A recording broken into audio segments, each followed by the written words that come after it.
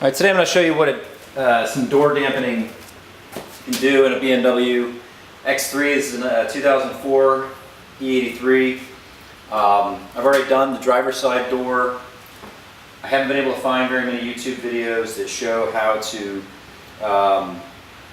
add in a little bit of door dampening material easily. So I'm going to show you the driver's side door, which I've already done, go over to the passenger side door, show you what it sounds like without the material, and then show you how to actually take the panel off, add a little bit of the material, close it back up. Alright, so here's the driver's side door. Like I said, I already did it. It's just a nice thud, what you're going to hear on most vehicles with decent sound dampening.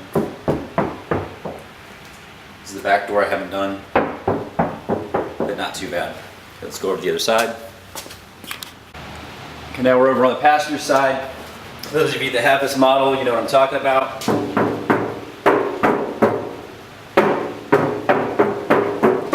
Sounds like a giant trash can, metal trash can, empty, absolutely nothing in there. Now I've actually added some of this same material that I'll show you here in a second. I've added something to the hood, and that's helped a little bit too. You don't need to add a whole bunch, you don't need to cover the whole thing. You just need to add a few little pieces. And what that will do is that will, as the vibration goes through the metal, it will calm down that vibration and it won't continue to spread. If you add a bunch of this stuff, you completely cover all the surfaces like some people have done, it will add a tremendous amount of weight and be kind of a pain in the butt, to be honest. One thing to be careful with of the door panels is that moisture will get in those door panels. I've seen some people put in foam. Now I've actually considered putting in material myself, and then I realized how much water actually gets into those door panels. You could be asking yourself for a moldy mess if you do that.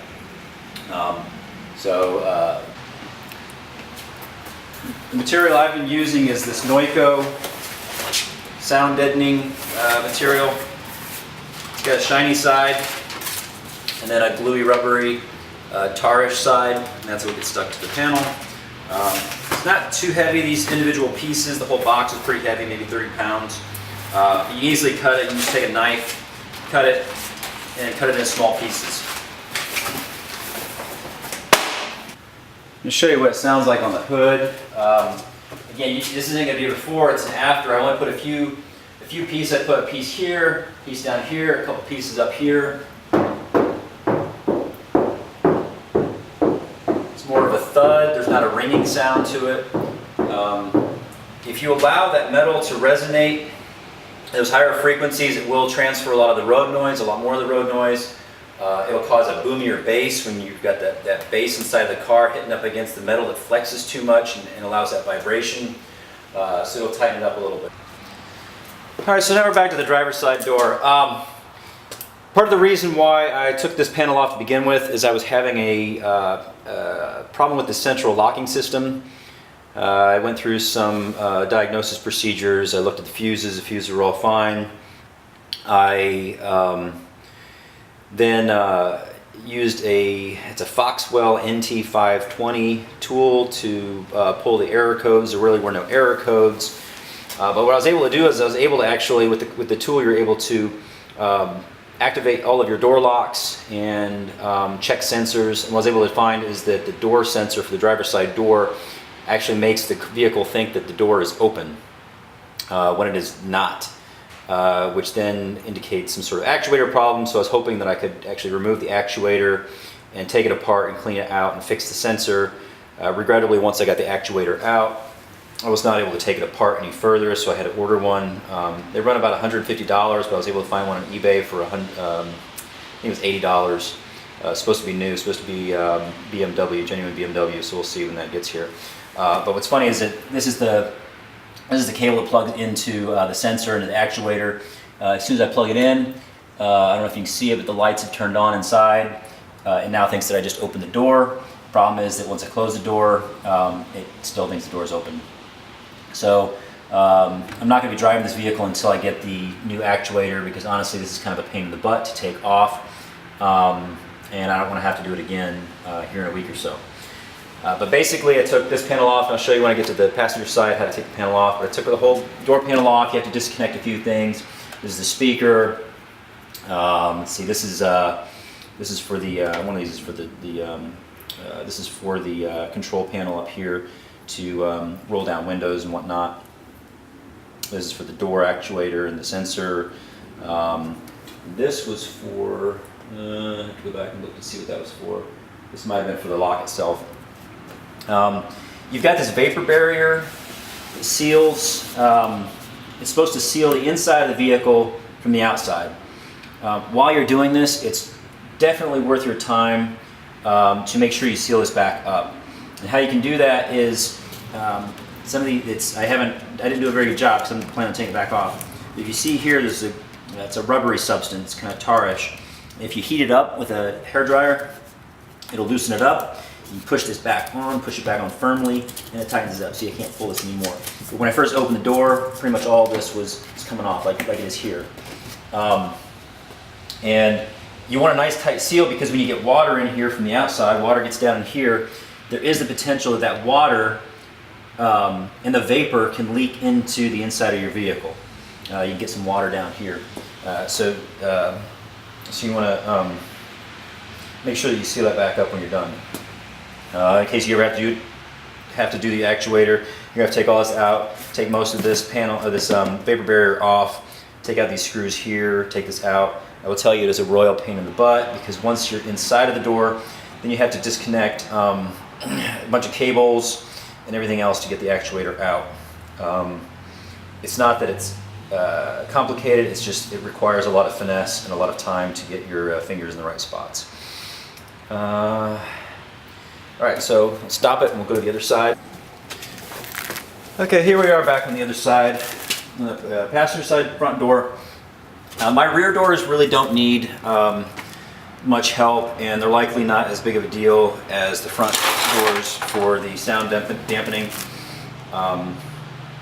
So I'm not going to mess with the back doors. And I really haven't found a lot of other places other than underneath the hood that could benefit from a little bit of this sound dampening. Overall, it's not too bad. The sound isn't, it's not quite as good as my Land Rover that I just recently got rid of, but it's pretty good. And I'm hoping that with the addition of the dampening material in the front doors and on the hood, that I'll notice at least a decrease of 1 or 2 dB. And at least it'll sound better when the doors are shut. It won't sound like a tin can. Again, I'll tap on this door here. I'm not sure if you can hear that coming through, but it's really, really tinny. It really sounds like a giant metal trash can. It's kind of freaky. One thing that I will caution when taking this door apart that I encountered with my other door, and this vehicle is 14 years old, is that I was pulling the panel off. The bond, the glue, cement bond for some of the posts actually broke, so I'm working on re-gluing those. I really didn't have the glue I needed, so I ordered some polyurethane glue, which should work a little bit better. So when I take this door off today, I likely won't put it back on because I have a feeling that I will break the cement on a couple of those too. So I'll need to glue that up over the next week, let it dry nice and hard before I put it back on, so it's nice and tight and don't get much of a rattle. All right, so the tools that you're really going to need, that I would recommend, that I needed, highly recommend these trim tools. I got these with a radio that I bought for another vehicle that I just got rid of. These are excellent. The ones I got come with, this is like a little, you pry it up, it's got an angle on it. This one's flat, but still got it's kind of like a Y shape, and this one's just kind of a straight flat. It won't mar your trim pieces as like a screwdriver would. You need a torch bit. Honestly, not sure quite what size this is. This is a T25. I think it was actually a little bit larger than a T25. The T25 worked fine. None of these are in there with a lot of torque. They're not too tight, so it shouldn't be too hard to get out.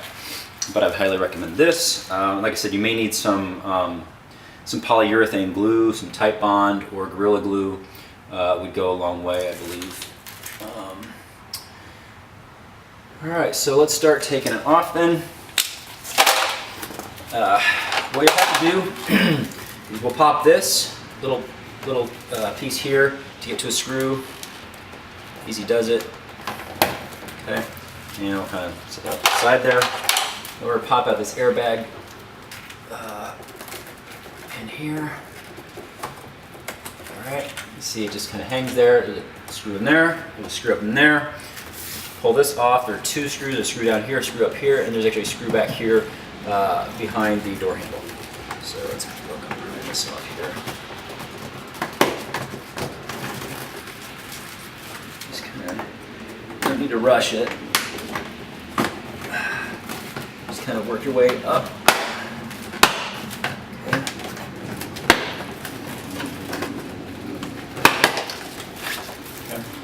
Inside, and I'll go ahead and get this guy out of here. I'm going to need to use a tiny flathead screwdriver to get that one out.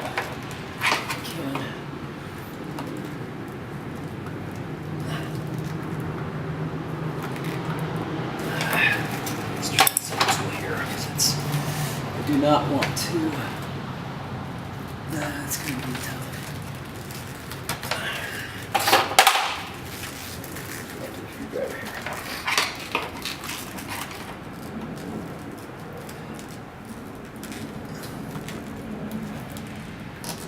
I do have gloves on right now, mostly because it's cold. But I will say that yesterday when I was working on the outside, and I was getting the material up back into the door panel, yeah, it's off. There are some sharp metal pieces back there, and so it's worth using some gloves so you don't cut up your hands. All right, so now I've got all of those out. Take a driver here. Let's go the other way.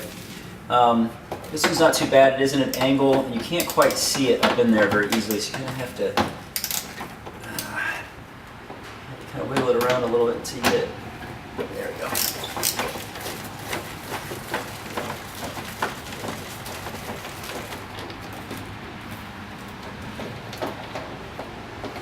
I had trouble getting these out, actually. This one I just couldn't quite get all the way out. The other ones I had to make sure I used some sort of magnetic. It's just kind of dangling in there, but I'm not going to be able to get it out all the way. So I'll just leave it in there for now. Do this guy here.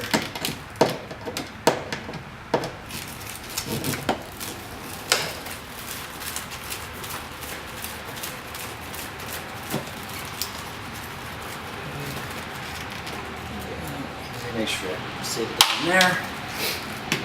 This guy out. Yeah, see, this doesn't look, this actually looks like it's maybe a T27, not a T25. The T25 worked for me. I just be very careful that you don't strip anything out.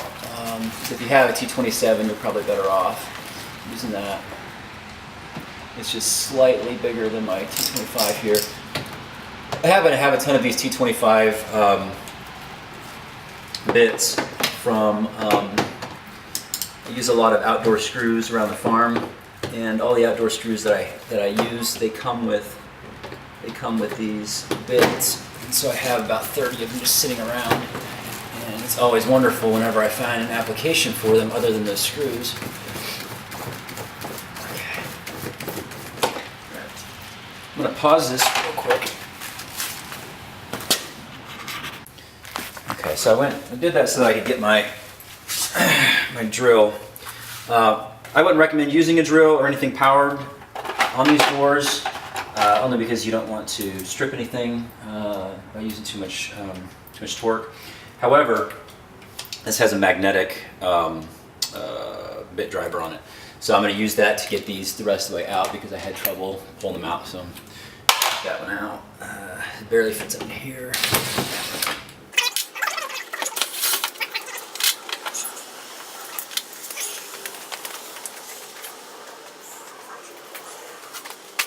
Out. So I had the same problem yesterday. I actually just left the screw in there. Just be careful when you take the panel off that you don't lose the screw. Oh, I actually got it that time. Let's put it back on there. This one is the one that you have to really worry about though, because there's nothing keeping it from falling down in there. So I would highly recommend that you, let's see if I can use something that's magnetic to catch it. Start with that. Start with this.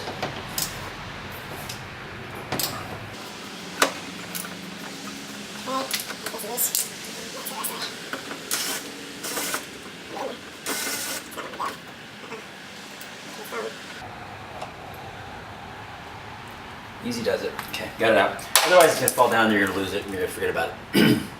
Okay, so now that we've got all of those out, we've got to start using our pry tool and pry around the outside. The mistake that I made yesterday is following somebody else's YouTube video. I just went a little crazy assuming that things wouldn't pop off, but again, I broke the bond on some of them. And so the bond could have been broken already. I don't know. Again, this is a 14-year-old vehicle, so it's possible that the cement that was used to put the pillars in there had already broken.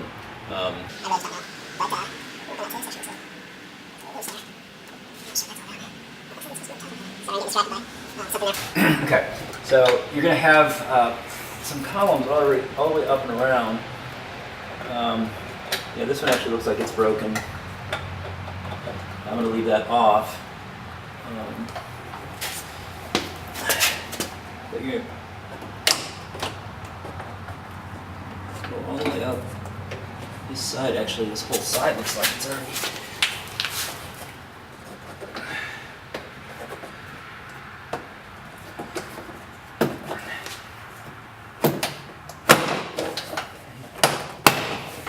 Like I said, I haven't pulled this one off before, so.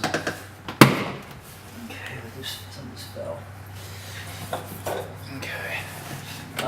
Yeah, so what you're going to see here is you're going to see that most of these are actually, the bond just broke on them. I'm not really sure what that's normal with BMW, but I'll glue them back up once we get this thing put back together here. I'm more worried about up here though, because when I took it off, there are pieces along here too, and it actually looks like it's doing the same thing here.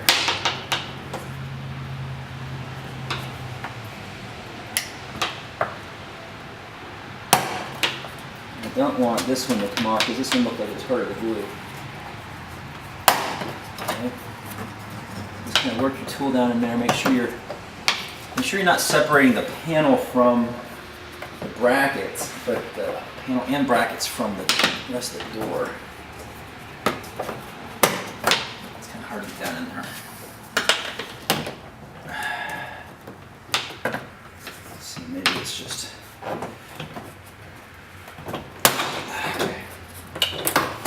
There we go. And then you're going to have trouble seeing this, but we're going to disconnect the speaker. So to the left here. Get out. I don't think there's. Yeah, there's not a. Or knob just kind of comes out of there. This. Really, I should put my gloves on because my hands are cold. It's only 40 degrees outside today, and I have no heat in this barn. Let's just get me a better grip. Okay, there we go. I got that out. And let's see. What's this here? Let's get it here.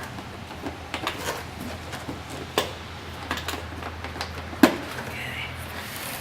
That's everything there. And, alright. I'll show you the back here, if you can see it. Okay, so we disconnected, I guess that's the airbag. Is that the airbag? Yeah. So you disconnect the airbag, disconnect the speaker over here, disconnect the window, it's the window switch, and this is for the door handle. So we're going to keep the cable attached to the inside door. And the way that we do that is we pull this down, out, and then this just flips up around. And now we got it disconnected. So you see here what I'm talking about with these pillars. Hope I'm not out of focus. This connects into the door. There's some sort of glue here. I don't know what kind of glue they use. Oh, this has been repaired here. Somebody used something. You see here a different type of glue. That's some sort of aftermarket thing. So somebody had taken this off one time before. This one now appears to be broken, so I may have to reorder a piece for that. I didn't break that though. That looks like it was already broken. I haven't had much rattle in the door, although my boys did complain one time when they shut the door. They said it sounded like something was rattling. I thought that was just the lack of insulation. But now I'm maybe thinking that it was actually these rattling. But you see here the glue, this is where they go. So what I'm going to do is I ordered some polyurethane glue. That should form a nice tight bond between this glue that was here and the plastic, and that should create a pretty permanent bond. This, I'm not sure what this was here they used, looks some sort of epoxy. And then one last thing that I'll note, in case I forget to show it here, is I will put a couple small pieces of insulation along here. And that's just, again, to dampen the vibration a little bit. It's not too bad, but I'd rather have it be a lower thud than more of a higher pitched rattle. Okay, let's take that off to the side. I'll sit over here.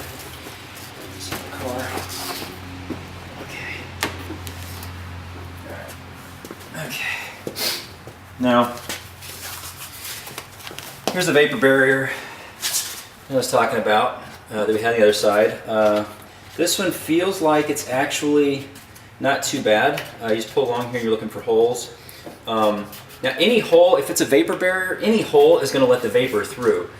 And let's say it's the summertime, it rains, you get rain in the door, it's dry inside, hot outside, the heat from the outside heats up the door, causes the vapor to, causes the water to turn into vapor. That vapor may actually leak into the car, and so you may actually have a lot of moisture condensation inside the car. And this is one way to keep it out. You want to make sure this vapor barrier is glued tight. I don't know what kind of work was done on the inside of this door. Again, what I just saw on this panel did not look factory. Whatever that glue was that they used for one of the posts was not factory glue. So I'm kind of curious to know what work was done on the door. To get this off, you can kind of pop it off, but you run the risk of actually tearing this fabric a little bit. It's like a foam, it's like some sort of foam. And so I will use the hair dryer. I'm going to get the hair dryer here in a second, and blow it around the outside, get nice heat. It'll come off easily. All right, so I'm going to pause this. We're going to lose a little bit of light because I need to switch out my outlet and turn off this overhead light.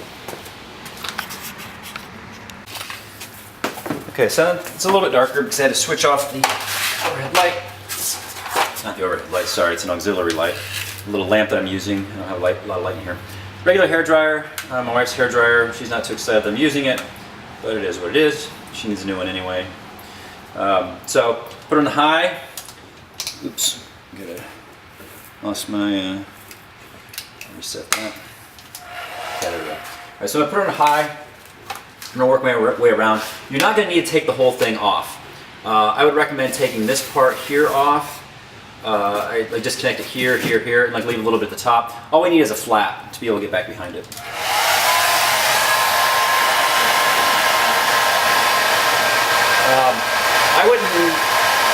I'd put more of this heat on the metal than I would on the foam.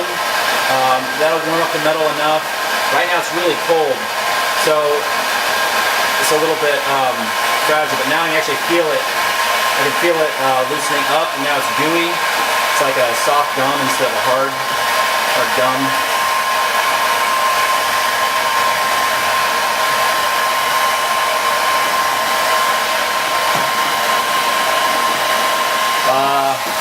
You could probably reuse the original goo that's here if you heat it up like this, and it'll probably be fine. Some people may actually opt to get some new sealant, like in a tube from a hardware store. That'd probably work fine too. I don't know how that material would react and work with this material though. But if you see, it's like a tar-like substance. It just kind of comes off and it gets all stringy.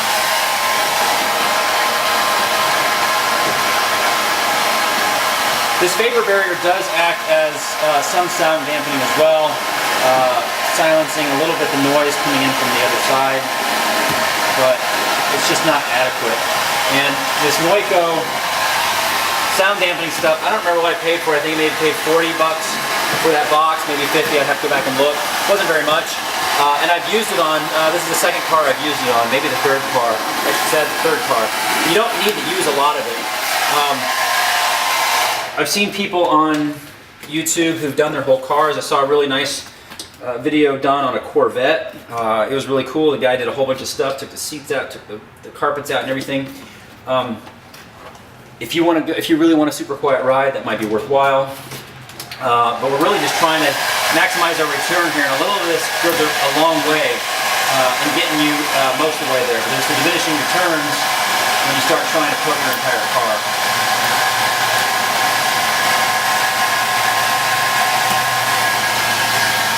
I would say that's probably enough. Okay, so now I don't know if you can see up in there, but you hear that tin can sound, right? And there is I don't know what this is. Actually, it looks like it was lost. It may have been, something may have fallen down. There's this, you may be able to see this black piece here. There's a black piece of something right here on the door. Looks like this is probably actually what was on there. They had like one little piece on there, and it didn't really do very much.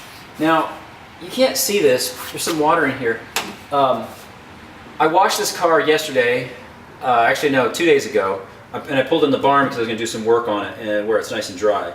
There is still moisture in this panel. There's still water up along the inside here from where it comes down. It's not on the inside of the car, but on the inside of the door, on the opposite side, the outside of the vapor barrier. You don't want that coming in the car, and again, it hasn't been exposed to moisture for 2 days, but it's still there. So I would highly discourage anybody from doing what I've seen some people do, which is putting foam or anything that's moisture absorbent up into here like a sponge, because it's going to hold that moisture and it's just going to create this fertile ground for mold to grow. And then you're going to deal with all those problems. It would be great if this were dry and I could throw a bunch of like Roxol sound dampening fabric in there. That would be fantastic. That would really, really reduce the noise, but I just wouldn't want to risk it. Plus you got to worry about where the window comes down here on the rails. So I'm going to, give me 1 second, I'll turn my light back on and let me show you what we're going to do. Now, ideally, and I usually go with the 95% solution instead of the 100% solution. Ideally, you would take some alcohol, rubbing alcohol in a rag, and you would clean all the dirt off the inside here. That would give you the best bond. I'm not going to do that. It's cold, and I really don't feel like messing with the rubbing alcohol today. My hands are a little bit roughed up from some work yesterday. But what I'm going to do is I'm going to take a rag or a towel, and I'll clean the dirt off and try to clean the surface down a little bit to get a better adhesion with the material. So let's do that. Rag. Okay, well, I am so sorry. I just now realized that my camera was actually not recording the entire time. That I was putting the damping material in the door, so I'll try to recreate what I just did. My apologies. I do have the before sound though. Okay, so what I did was I took this panel, this piece was a full piece, and I cut it down into smaller pieces. That allowed me to then put one quarter-size piece up here, a quarter-size piece here, and a quarter-size piece here. I put a little one here. I may actually put another one down here. What you need to be mindful of is you need to watch the corners. The corners are very sharp. It's like tin foil. So watch the corners. But you do need to make sure that you get pressure. You want to try to get pressure across the entire thing to get a nice adhesion. I put one down here. Where's that? I put one right here, and I put one right here on the inside, just to, again, keep it from vibrating throughout. The more you put on there, the better. I do think there are diminishing returns though, so at some point you probably are good enough. I have a feeling that with these few pieces we've already put, we reduced the vibration and that tin can echo down by probably 80%. I hope it's coming through in the video. It's tremendous in person what it does. Worth every penny. Now, if you don't have the door off for other reasons, it might not be worth it. I took the driver's side door apart for the other reason, so I decided to go ahead and do this while I have the car taken apart.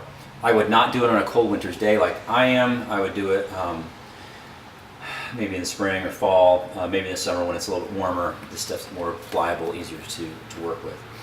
I did find a rattle while I was in here. I don't know if you hear it. There's something rattling in there. So now it's a good opportunity for me to go and figure out what that rattle is, silence the rattle. So let me figure out that rattle. Again, I apologize that you didn't get to see me put these in. I'll do one small piece just to make sure that you can see it. Cut this strip thin, so I cut a small piece. I can fit that down in the corner down here. Let me fit it right here on the back side. Let's see. Where do I want to put it? I'll put it down here in the corner. That may be fine. I need some spot for it. Okay.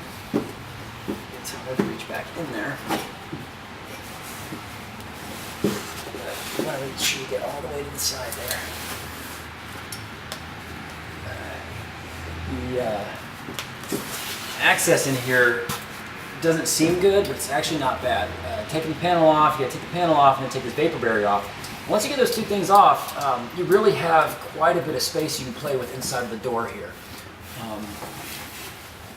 I made a couple notes about the speaker once I figure out where this rattle's coming from, but it's amazing. The difference is night and day. So let me pause this. Let me figure out where this rattle's coming from, and I'll turn it back on. Okay, a couple other things that I want to show you while I've got this open, just so you can see, in case you're curious. This is the back of the door. You can see the speaker here. I'm going to measure it out. It looks like it's about a 4-inch woofer or so. It's actually probably a mid-range. And a tiny tweeter here. This is where the wire connects in that we took off. There's a wire back here, a harness that plugs right in there. A tweeter is kind of, you pull these little tabs out and you pop the tweeter out. So if you wanted to place your speaker, that's another good excuse to open up the door and do all this other work. If you're just trying to do some upgrades while you're at it, you may as well get a replacement speaker, replacement tweeter. I actually like the sound, it's pretty good. This is a used vehicle that we didn't pay very much for, so I'm not looking to spend too much money. I'd rather put a little more labor than money in upgrades. And the sound is more than adequate, and I think that the sound deadening is going to improve the sound from the speaker anyway.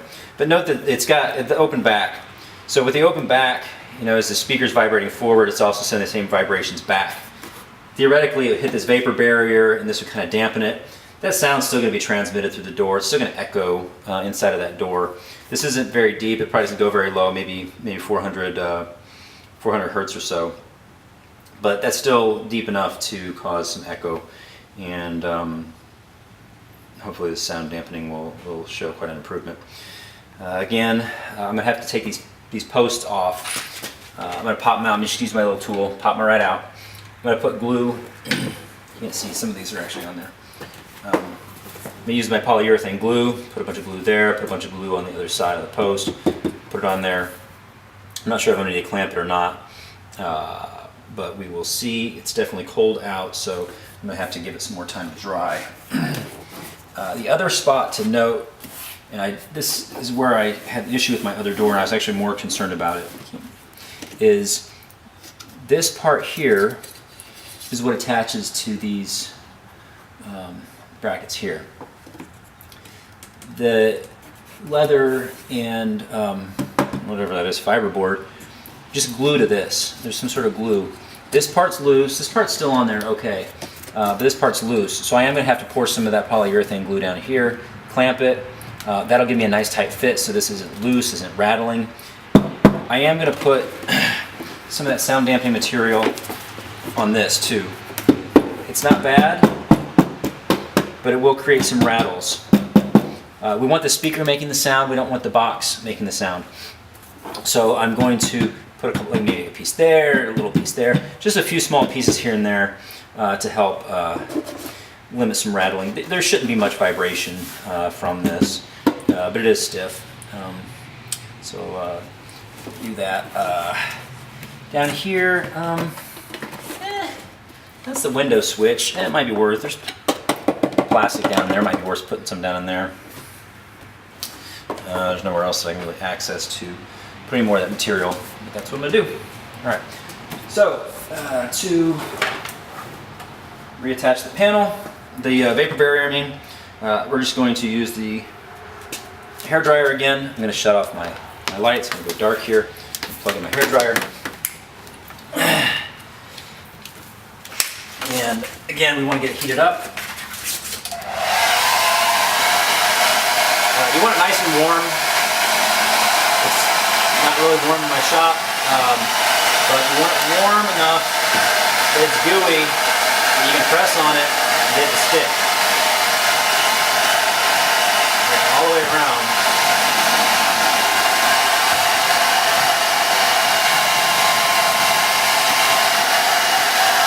Then you don't really want that moisture seeping into your car any more than it has to. I know that right after I bought this thing, first couple times I drove it, when I get in the car I had so much moisture and condensation on the inside, on the windshield. It took forever to dry it out and make it drivable. I don't think there's any water damage. I think it just hadn't been driven for a while and just probably some moisture built up. So it wasn't a big deal. I wasn't worried about it. But it made it kind of a pain to try to drive right away. If you go slow enough, that heat will transfer down the metal and make it easier as you go along. You don't have to stay in one place as long as I did up there at the top. You kind of see there's a line here. You follow the line, that's pretty much where the gooey sealant is.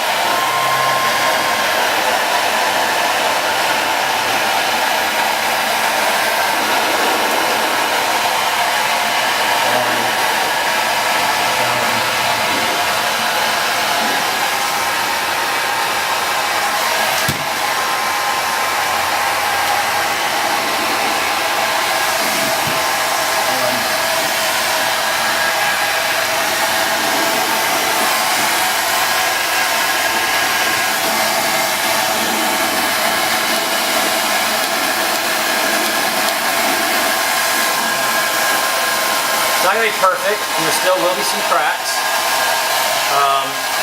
You've got this here, you got this opening here. The vapor's still going to get in, but the better the seal, the better the protection. Alright, that's not bad. You can see it's not coming up. Okay, so that's not bad. Again, to get these off, I just use the little pry tool. This one's probably not the better one. I've used my other one. Where it, I should find my. I'll be done. I'm not sure where I put my other pry tool. There it is. Okay, this one works better. Okay, and it just pops out. I'm actually going to put this back in and leave it for now. And the reason why I'm going to do that is because I'm not ready to glue today. I'm not ready to glue these on because I just ordered from Amazon the glue that I need. I could have found it at the hardware store, but I really don't feel like running back out today. So I want to leave it in place until I get that glue, so I know for sure where it goes, where it gets glued back on the inside panel. And I'm going to leave it here. These are the clips that you would need. Little body clips. I'm not sure how much these are, or if there's a name for them. But I'm going to have to find one to replace one that was broken. I don't know how easy it is to pop these back on. I've never reassembled this door, so it could be interesting getting these pushed back in once I have it glued. That's where we're at. Again, assembly is going to be the reverse. This is going to be the trickiest, one of the trickiest parts here is just getting this up into your door lock, the hole for it. One thing that I have had an issue with, and I may work on it while I've got this open, is this has actually been lowered down a little bit. You can't see it, but I've had when this is locked, you can't even see this because it's sunk down so far. And I'm not sure if this maybe just had gotten bent. So I bend that up a little bit. Hopefully that'll actually take care of it. All right, so that's all I'm gonna do, I guess, for this door. I will do one last knock while I've got the video going, so you can hear it. You really can't hear it.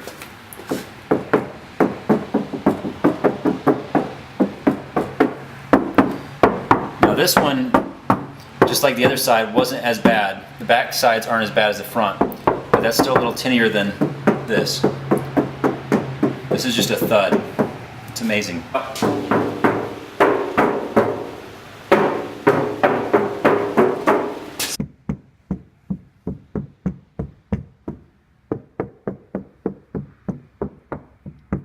It's tremendous difference.